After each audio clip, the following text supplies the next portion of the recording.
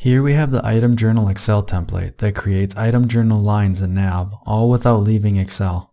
The template speeds up data entry by using drop-down options for lookup fields. Drop-downs such as item number and item name pull data from Excel tables linked to NAV pages. To run the map, click the NAV Templates tab in the ribbon and click the Run Map button. The raw XML error message returned from the web service states the item journal batch does not exist. Set the batch to default and rerun. After fixing the error, the map runs successfully.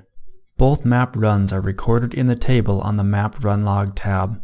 The Map Run Log gives a timestamp and the raw XML message returned from the NAV web server.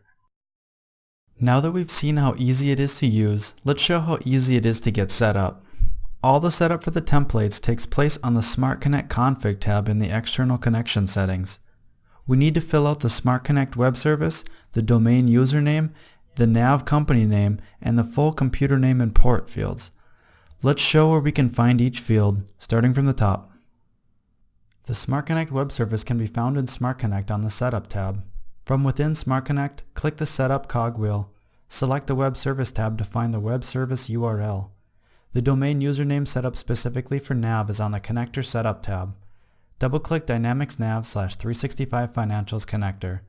Here we can find the domain and username as well as company name.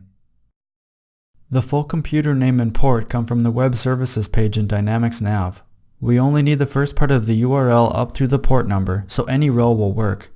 In my system, I'll use eone-2017.eonetraining.com:7048.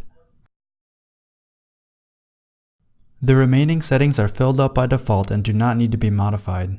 With updated connection settings, click the Refresh Data Tables button and click OK through the message boxes.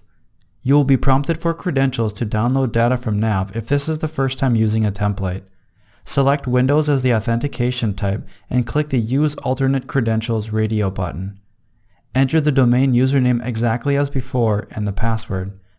Every drop-down that is populated from these tables are automatically updated as soon as the download is complete. That completes setup and we can start using the template. These are the basics to using the template, but there are many options that can be customized. In our advanced template video, we will show how to add additional NAV data tables and customize the main data entry worksheet. To learn more about Smart Connect and your integration options, go to eonesolutions.com, where you can take a product tour, start a trial, and see more integration templates.